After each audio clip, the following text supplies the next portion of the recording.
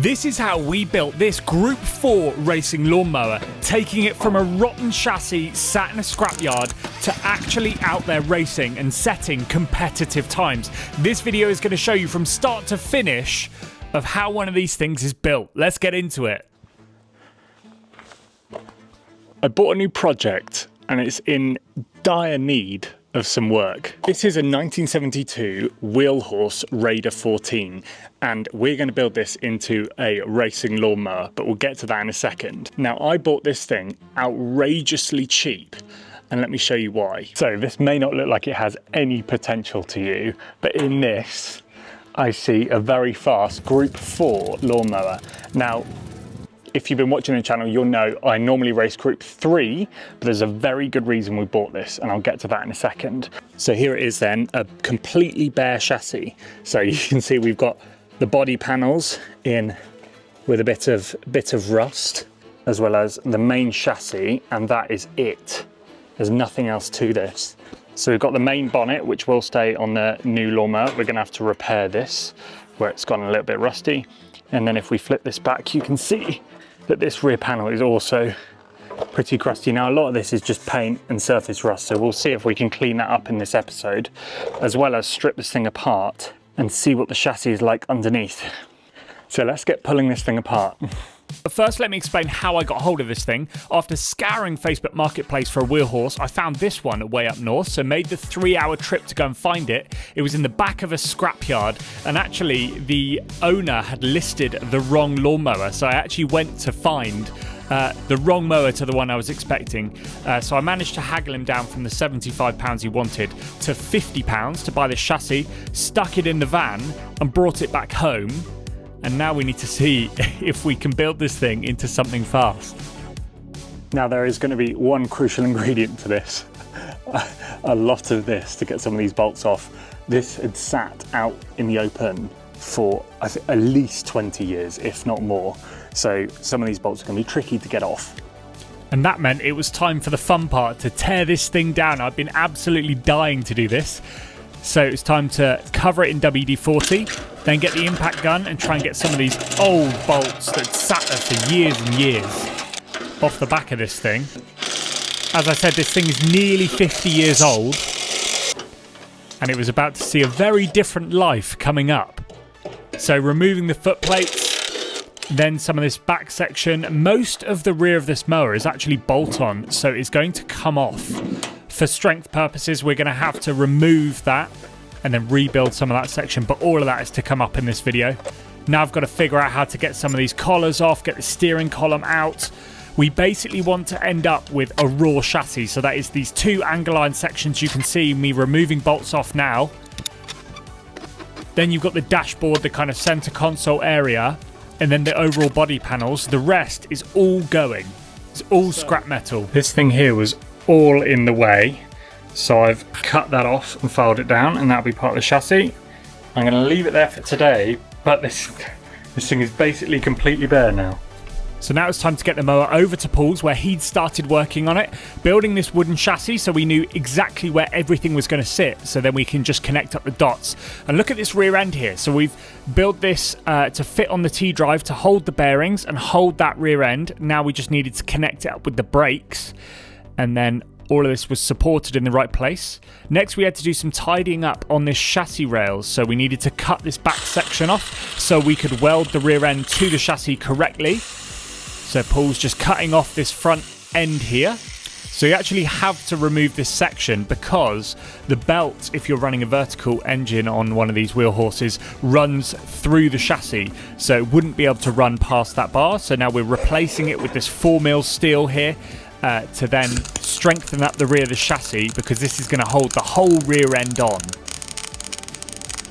So once this was welded up, we then had to mock it back up again and finish off this rear beam. So this is going to sit to hold the T-drive and the axle and the bearings, but also the brake caliper. However, there's not much room for it, so the brake caliper kind of has to intercept that.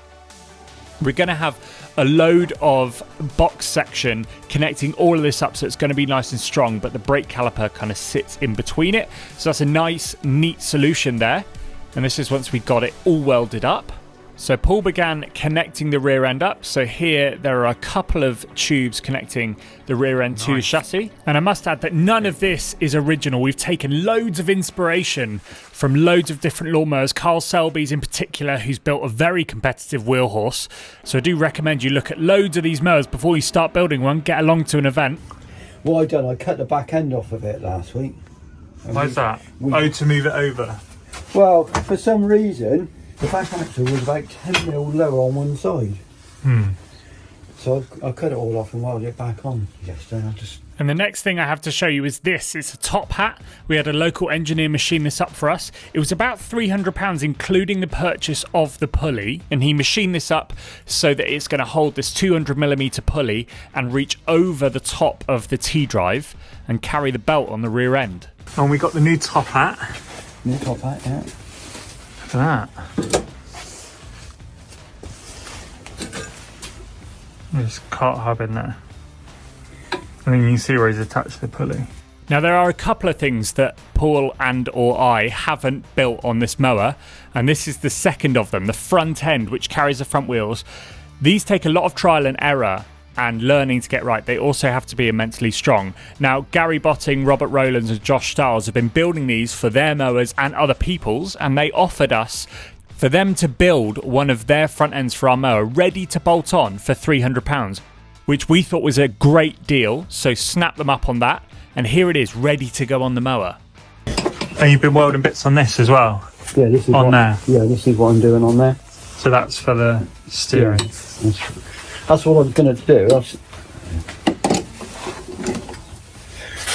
It's just because I've got two bearings in there. That's quite. I'm going to just take a bit more out of there, just sit that in there nice and tight. Yeah. That's it. Oh, that fits lovely. Yeah. Next were some cart hubs for the front end. These were from R&M Racing. So they're going to have bearings pressed into them and carry the front wheels, which are actually the same as the rears on my Group 3. And then here is the rear end, mostly welded up. So the top hat sat on there, brake disc on, and the rear end mostly welded together. And with the rear end all together, we couldn't resist looking at this thing all together with the body panels on it. So there it is, sat there with the top hat dummied up and all the wood holding it at the right ride height. The engine sat on, and then Paul has also patched up the panels to cover the rust that was there. And then about a week later, Paul had got these bars welded onto the chassis. These will eventually hold the side pods that you'll stand on when you're racing. Next up are all the linkages. So this one is the steering one. So we've got the steering beam coming through a UJ, through a couple of bearings, then a long push rod to the front, which then actuates the front end through that bearing setup that we showed you earlier. And that all looks really good. The ratios look good. We'll have to try it once we test drive it, which will be at the end of this video. And next is the clutch setup.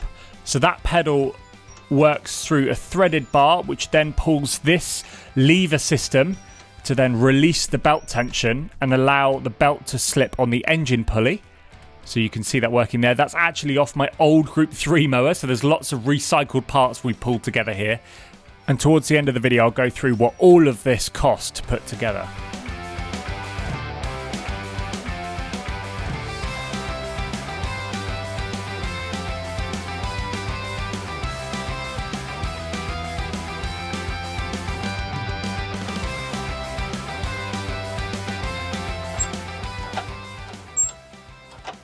All right, we're back in a new place this time. We're at Paul's, he's not here, but we're working on this. So it's been a little while since you've seen this because Paul has been working on things. There's been a lot of welding to do and things that only he can do.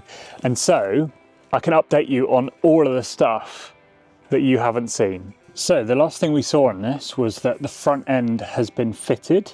So we've now got bolts holding this in here. Engine brackets back on. This has had to be re-welded on the outside of this. Also got the fuel tank holder on here, so the bonnet sits over the top. This is going to support it nicely in there. Paul's made this bracket and welded that onto this frame. Then we've got the clutch system. The brake system is also done. So again, this is a mechanical linkage that goes into a cart component's master cylinder. This then runs under the back to the caliper at the back there. And then we've got a larger disc on there. It's got slightly crusty over time, but that'll clean up nicely. Then the details you may not have seen are that we've got this rear frame that's all been added on. So the chassis, the official chassis of the actual lawnmower finishes there. You then have to build out the rest of the back here. So we have a few jobs to do today. And so that is going to be to get the bonnet fitting right, get the engine on, and then figure out the belt length, as well as bleeding the brakes up. So let's get started. So my first job was to grind back the bonnet so that it fits around the exhaust and the engine, which we've only just mocked up. So I'm just polishing this back just so it fits nicely, and then filing it back so there's no sharp edges.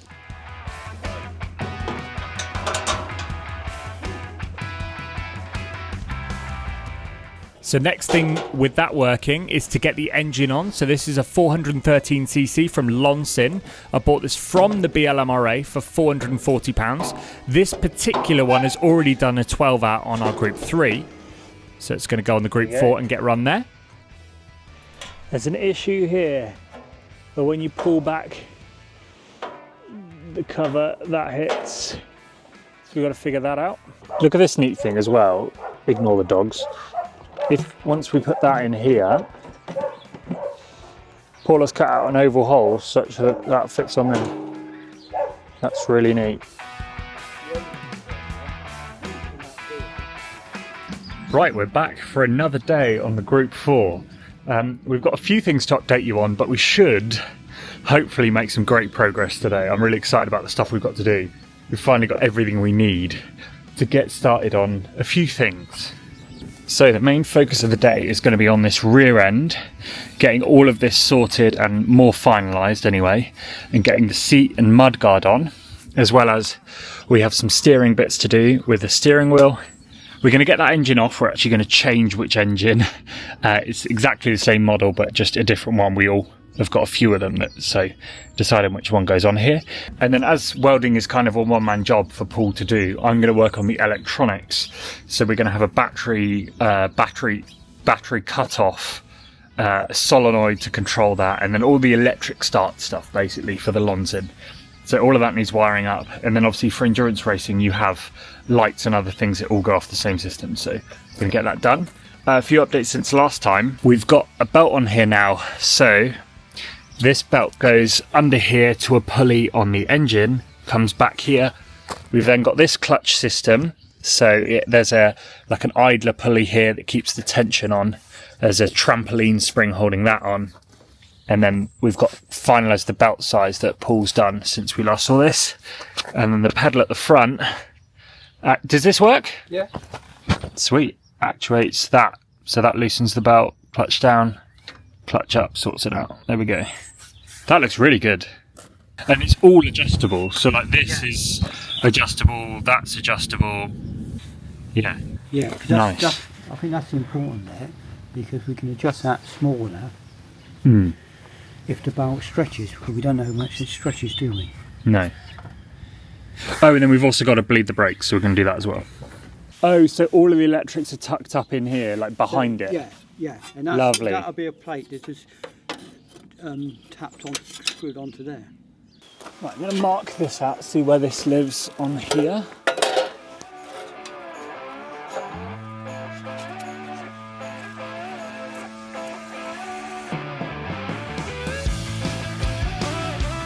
So I've got this marked out. I'm going to have 8mm holes in here for the bolt to go through, and we're going to do less than 8 to tap these. So that should sit on there, be central, all pretty, and then be screwed down to the chassis. We'll see how that goes.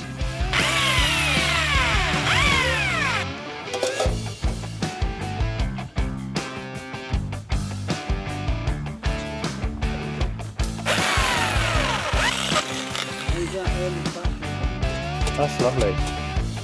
So that's going to be our electronics and control panel, so that can bolt off. Paul's just done this. We'll have all the electronics mounted to the back, and that should keep everything up out of the way in there. And then I'm about to put the battery box on.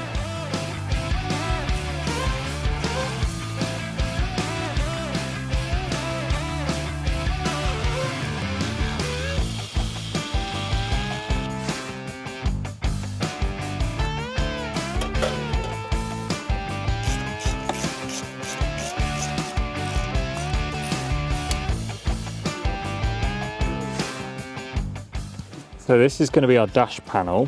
That sits up on the mower there. And we've got a mark on the back here. And we have 3 things to put on this. So first of the 3 things is going to be this. This is the electric start button. That sends a current to this, into here. And this is a solenoid that then engages the main large 12-volt battery cables that go from the battery to the starter motor. Start button. This is the engine cutoff, so when your piece pulls out of this, this kills the engine if you fall off the mower. That's also going to sit on there. Then we also have the large battery isolator, and that's part of the rules. You have to have this so you can turn this off, so if your kid climbs on it or whatever, the thing doesn't take off. So I'm thinking that down out the way. Yeah, so if we put the isolator there, low down, that's still out the way. There's nothing else going here, is there? No. Ow! Would it be better out the way? Yeah, absolutely would be. So that can go there, and then we'll have the start and the cut off there. Yeah. And the solenoid can then mount on the back of here, which is good. So we're just getting the seat mocked up so I can see where this engine cutoff is going to be, and I decided right down out the way was going to be the best place. So taking off this metal panel, obviously original to the mower, then I'm going to mark that out just for the centres and get that installed. So just mocking this up, but there's one thing that the tractors tend to do a little bit differently that we're going to give a go, is that they don't mount the steering wheel in the centre of the column. And this idea is that because you have this offset, the steering wheel, rather than rotating around its centre, it sort of follows an arc, and that means you have more leverage over it, but the steering can still turn pretty quick. So obviously this is going to be mounted lower, it's stuck up a little high, but Paul's just made this bracket that should hold that on there nicely. So it'll kind of turn like that. And then a little bit different to my Lawn Bug, if you see my Group 3, this one is going to have a finger throttle, so that's a BMX brake lever, and you'll pull that for the throttle. So Paul's just cut this down, and we're going to see how the steering wheel fits. If I can sit on it for the first time. Feels like I'm only just peering over this bonnet. I feel a bit low. I fitted on there.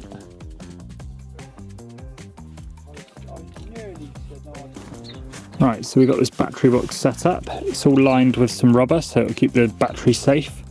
Straps, I think, are done. Let's see. So if we drop that in, it's got these Velcro straps off AliExpress. Now, these come under here, come up around here, and then through there. Here we go, so all strapped in. That ain't going nowhere. You welding those rear bits on? Nice, so they support the seat and the mudguard. So Paul is just welding on these tabs. This is where the seat and the mudguard is going to bolt through. We had to see where the seating position was going to be before we could weld these on. That's going to have us jumping up and down on it. Bolts in here somewhere? Yeah. 4 bolts, that'd be ample. And then while Paul got on with arranging the rear mudguard, I took the angle grinder to this battery box, just trying to tidy it up a little bit. Where do you think the seat needs to be? Oh, good question. As far forward as we can comfortably sit. So let me explain why I say that. With these wheel horses, often you can sit quite a far way over the rear axle. Compared to these, the Murray wide body, these have a much more central driving position with the driver sitting further forward. And I think that gives them better front end and allows them to rotate the mower more easily. So with this mower, I want to make sure we're sat as far forward as possible to keep the balance as even as we possibly can. So I think the limitation is going to be your chest on there. Yeah.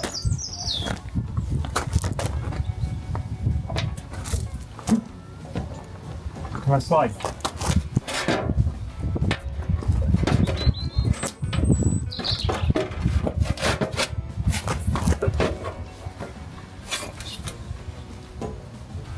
That feels pretty good.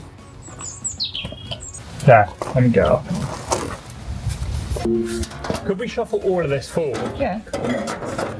Yeah, like, I like how that sits visually. Like here.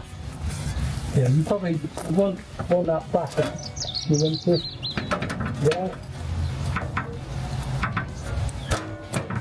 I think we should have some adjustability built into the seat so we can go like 10 mil further forward, 10 mil further back, and all that takes is whatever bolts we put through the seat, we replicate, you know, Well, we can, a few. Yeah, we can do.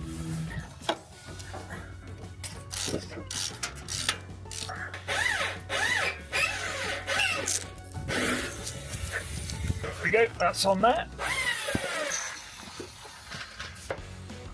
Is 2 holes going to be enough on there, or are we going to add more?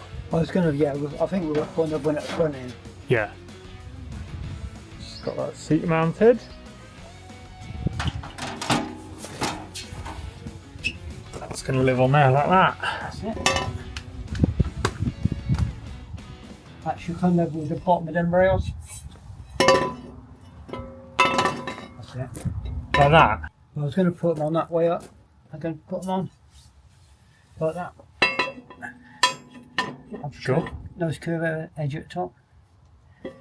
I was going to cut this off, but I don't know if that'll weaken it, so what I can do is just radius that. Next on Paul's very long list is the side pod plates. These are aluminium extrusion that Paul managed to get from a friend. So that was a way of cutting down on costs. Lots of the materials here we've taken from our other mowers, our spare parts, from friends who have got things lying around to keep things nice and cheap. But these are quite carefully regulated along with a lot of the things on the mower. So we were constantly checking the BLMRA handbook for the general rules, and then also the homologation sheet we were given by homologation at blmra.co.uk to make sure we were keeping this mower super legal. So throughout the build process, that was incredibly useful. So after a long winter of getting this thing fully built up from what I showed you at the beginning of this video, Paul has finished off the painting and got everything ready, and we have all of these parts down here, and in this session we're hopefully going to get the whole thing built up and as close to finished as we can before we're then going to go and test this, and then we'll get into some racing this year. So let's get started. That's what I was doing now. I think that's similar weight to my bug chassis. Is it? Probably. This then? Yeah. And then 2 pillow blocks. Brake on. I'd like that. I didn't even actually put it together with a keyway on it. I think you just cut that home. Oh, sweet. That's what I try and get every little bit done I could do, so we could just literally. So like that, it was time to get the rear axle mounted, the T-drive, the top hat, the brakes all lined up. And then we've got to get the bearings set up as well. First time lucky we didn't get all this lined up correctly. We're still learning how this thing gets put together. We've obviously dry built it several times. Everything gets put on and taken off so many times. But here we're still figuring it out. And we both want to know how to do this so that if we need to do this midway through an endurance race or change anything, we know what to do and how to fix it. Once we got this offered up, we did find that the top hat was slightly rubbing on this plate that Paul had added. That's just to secure the T-drive and stop it tipping forwards and backwards. So we needed to get some clearance on there so that it wasn't rubbing. So Paul's just cutting that back a little bit to make sure it's not scuffing on that top hat and that can run freely. Once we made those adjustments, it was perfect. Lovely. This axle's really nice. What did they make it out of? Yeah, EN8. EN8, okay. We managed to get some EN8 for it. So it's nice and soft then? Yeah, but that's what Ross uses, isn't it? Is it? Yeah. Okay. That's what's on Richard's drawing for his one. Oh, yeah. So just locking up the brake disc. Now we've got that aligned. And then these spacers, which make sure the wheels and the hubs don't move and that everything is 2-dimension. So we know we're as wide as we can be within the rules. Obviously, the wider the better on this type of thing. No, Just got to the spacer. Spacer should be about right. And with the hubs on, it was time to get these new wheels on with these fresh new Kenda tyres. It's going to be interesting to see what these things are like. Rear end on. What next, Paul? Running. Huh? So we're getting this thing turned around, ready to put the front end on. The ladies are out in the garden. It was clearly a nice day, but the build has to move on. I'm sure I'm going to get told off for them being in the background of the video. But we got a Group 4 to build. Look back.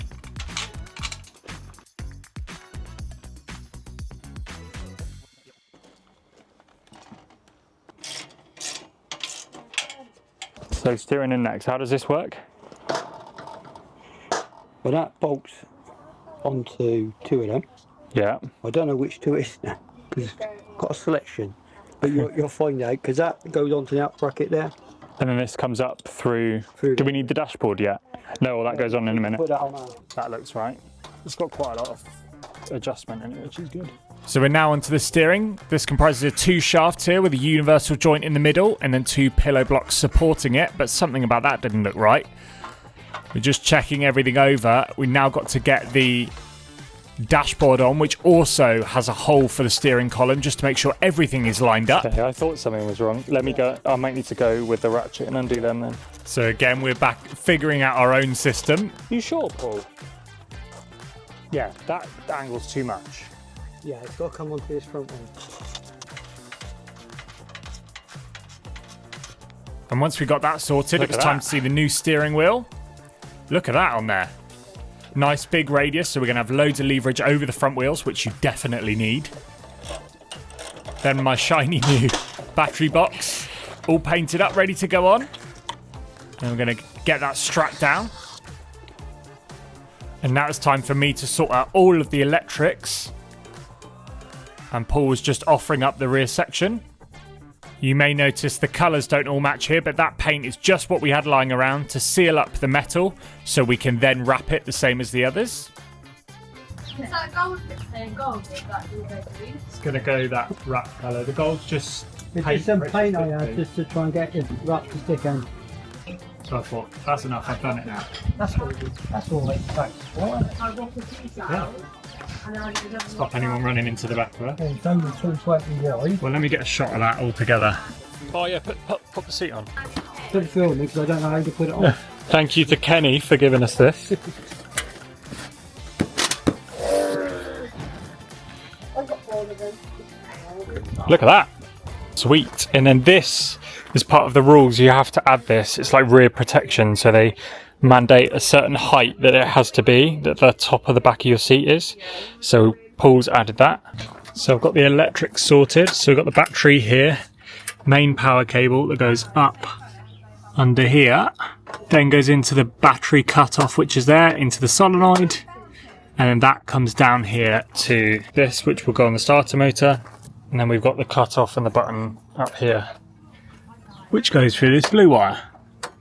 So all of that is sorted. So we're making good progress. Next thing to go on is going to be the engine, get the fuel system working, check the electrics work. Then we can get the brakes and the clutch checked as well. We're really moving now. This has been a whole winter of work for Paul, but it's coming together now. It's just final assembly and troubleshooting. Let's get on with it.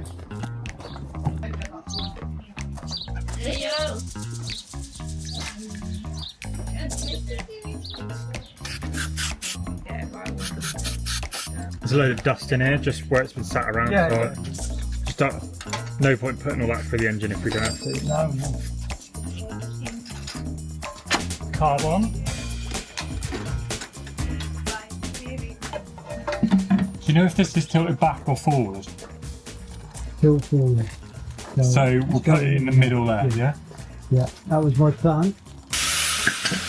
These come without a mounting hole, so you've got to sort of mark where you want it, and then I'll drill that out and put the spout in there.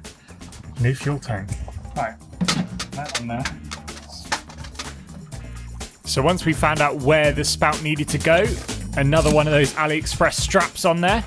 It's also going to have the bonnet across the top, and then I added a couple of cable ties just to be extra sure that that is really securely in there. Right, so fuel is connected up, carb is on, that'll need bleeding going on. Exhaust as well? Yeah, it's up there. So we're going to go for a start. Everything's plumbed up. Let's see if it works. So this is what we've just been doing. Fuel tank's on there. We've got this Velcro strap and a cable tie. Go on, you can add that in there, Paul. We've then got lovely blue fuel line on. All the electrics wired up. So this is all the cut-off switch. It comes up here. We'll have to put a cut-off in. We need to remember that. And then the engine all sorted. Exhaust on. Starter motor on as well. And then new old carb in there. And where we thought we had everything wired up, we were always going to run into some issues here. So this was going to be a bit of troubleshooting to get this thing started, but some lovely Tesco's finest E10 in there. Make sure all of that's going through the fuel line. Oh, fuel's going everywhere. Why is fuel going everywhere? It's absolutely pouring out the bottom of the carb. The side of the carb. Let's investigate that then. It filled the airbox with fuel. Well, that's good. Float can't be working. Is that what it be? Yeah, it runs straight through. So rather than diving into that issue, we elected just to swap the carb straight out to one we knew worked. Is there anything else? Well, we'll find out, won't we? You've done the electric, we've done the fuel, we've got carburetor. Yes, we don't know about that carburetor. Right, engine cut off on. Oh, have you got a cut off switch? I've got one over here. Yeah, oh, okay, yeah. I was just looking to see which one you put on me. Because I don't think I got one. I gave it to Richard for the 5-hour. Right. And then it was time for the moment of truth. Okay, no, I'm pressing the button, nothing's happening. Or is it this needs earthing specifically? Maybe it's not earth to the back, that needs to go somewhere here. If you press the button while I hold this on. So that needs to go to an earth, which is like that and that. Yeah, try now. Yeah. That needs earthing in, yeah. Yeah. Yes! The reason for that mistake was boring, but basically on the solenoids I'm used to using, they have one port to receive power from the button, and then the back of it is the earth. This one, there's two ports. I didn't realise that one of them you have to earth them. So I just created a little loop wire that goes to one of the other bolts on the chassis, and then we're good. So we'll see if it runs now.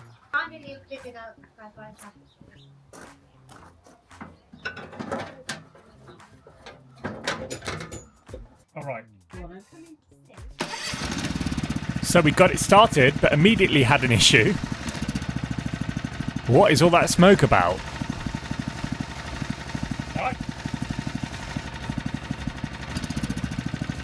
Sometimes you see that on startup, where some oil has got past the piston rings or into the exhaust or something like that.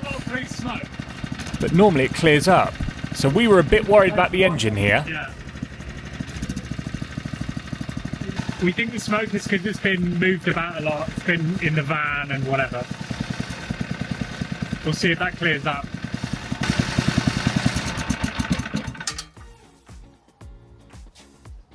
That engine's not filling me with confidence. Do you think it would run oily like that for that long? It might do. Looks like some oil got into the exhaust as well. Yeah. Maybe it's spat a load of oil into the exhaust and it's just burning off. Yeah, because it's only been like, what was that, 10 seconds, 15 seconds? Yeah. Just wasn't, I didn't want to stink you out in there. So it turns out that was the case, and once we ran it, that cleared up. But this is where we were for the day. And aside for finishing touches, that was the mower built. So Paul finished off the wrapping, got everything done up nice and tight, and we were here at the 4x4 to test this thing out during another race session. But before we get to how this thing drives, I do have to show you some costs. We built this thing to be the most competitive endurance racing lawnmower we could for the money. So we scavenged all of the spare parts between Richard, Paul and myself to pull this thing together, including the engine. But here are the costs. We spent £1,300 in total on everything new we bought. And then on top of that, we had a load that we stole from other mowers. So the Loncin engine, the wheels, the T-drive, other bits. But these are some of the costs you can expect for building one of these things. £1,500 to £2,000 is very reasonable to expect for a new build of a Group 4 racing lawnmower. But with that said, let's see how it drives. So we're here at the 4x4. We've got our brand new Group 4 here to test. Richard and I are racing the pink mower, but we're just going to go out and practice first so we can get some miles on this, see if it works, and then there will already be a video up on the channel of how our 4x4 went. Get ready to go careful. I will. But we don't know. Shakedown run. Yeah. And then try to take the field bit weird, just come in and we'll have a look at it. Yeah. Because we don't know what. I'll come in anyway after 2 or 3 laps. Yeah.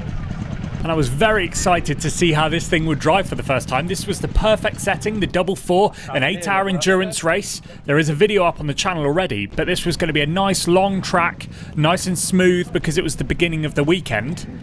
And I was very excited. In hindsight, it looks like this cutoff is a little bit out of the way there, so we may have to move that. Oh, I'm so excited. Let's go. And it was time to see how our Group 4 mower is going to handle on the track for the first time. Just turning off the choke, which is a bit further to reach than it is on my lawn bug. Then we're going to raise the clutch up with my left foot, and out we go.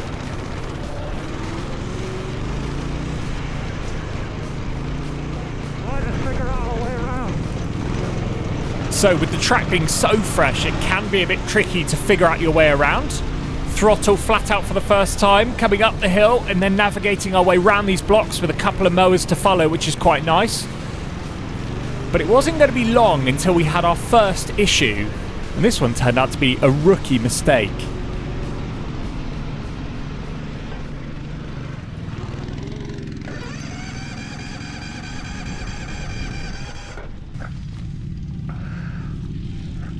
Aha, fuel was off.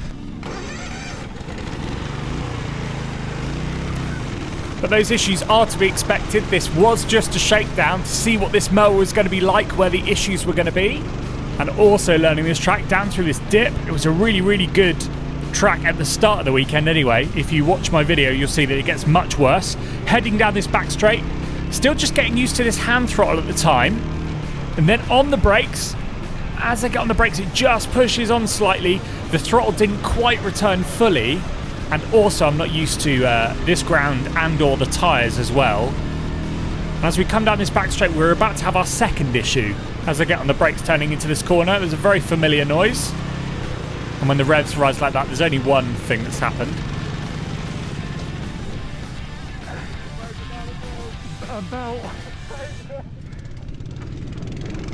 So 2 of us broken down over here. I had to push this thing out the way and figure out how we're going to get this belt on. This was something I was going to have to get good at. You end up doing this a lot on every mower you own. Just pushing this forward. And then we got the belt back on. It's time to go again. Right, the belt jumped off the top. That's no big problem. We can fix that later on.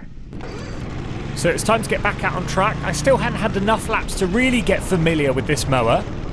Learn the track, get pushing on, and then also be following another Group 4 to see where I'm gaining or losing time. Whenever you drive one of these things around a field, it feels fast. It's just the comparator of running behind someone else is always useful. So as we come up this hill, trying to maintain the throttle, again, still getting used to that hand throttle. It's so bizarre to me after using 2 pedals under my right foot for so long. Switching that brain power to use your right hand for throttle and then your right foot for brakes as Talon spins around in front of us. Just going to come around this top corner and rejoin the circuit. And it was very, very difficult to get used to. Again, I was just pushing on, not braking at the right point there. Again, slightly struggling with turning. I did want to try it once the track had bedded in to see how that was going. And just raising my hand for a yellow flag, and then again the belt hops off. This time Paul came over to say hello. Get it off. Yeah. What, the back or the front? It's coming off the top of the front. Oh, right. And the throttle isn't returning super well. I have to push it back down. Alright. Everything's okay though. So I got back going, but soon after the belt hopped off. So it was just something to do with the belt length. It's really bumpy and I'm on the brakes. I think the brakes made it like jump off. Yeah, I think when it's on tick over, it's quite flappy. I reckon some of it, I'm going to have word with Alfie. They got some bigger springs, don't they? Yeah, maybe. It's good though. Looks quite quick. Yeah. The gearing's too low. Too low. It means I can, yeah, I mean, if we were endurance racing, I'd put a longer gear on it, but... Well, I'll do that. I've got a longer gear here. We'll do that tonight. Only one step. Yeah. Just one up.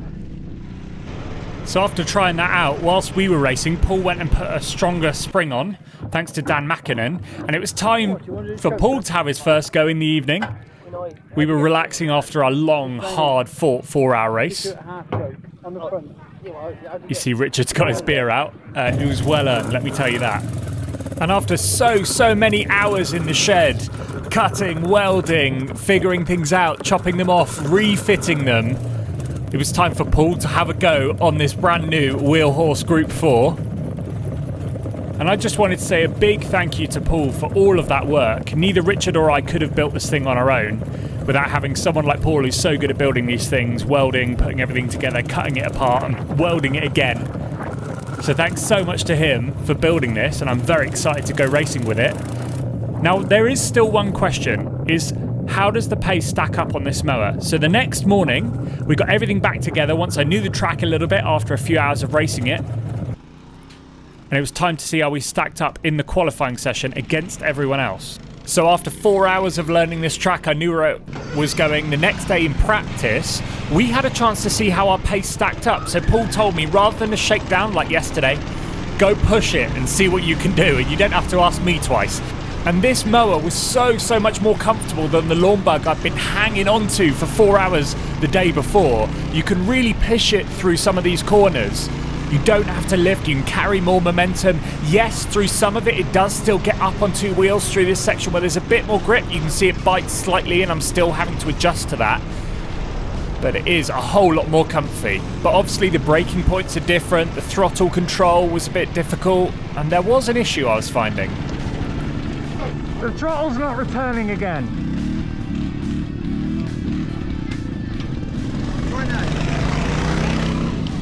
Oh no, it was this. Yeah, what it does, if it hooks like that, it kinks it. If it's there, you're on. So that's the point of these shakedowns, to figure out those niggles. So now I'm going to show you my best lap in the session, which was actually the second lap. So hard on the brakes using my right foot, which is a little bit different, just one pedal down there. Now through this little complex, now back down the back straight, throttle hard down, now on the brakes, using this fresh grass on the inside, hooking it into the left, carrying way more momentum than I normally can, flicking it right, still throttle hard down, and now through this really bumpy left and trying to maintain the momentum up the hill.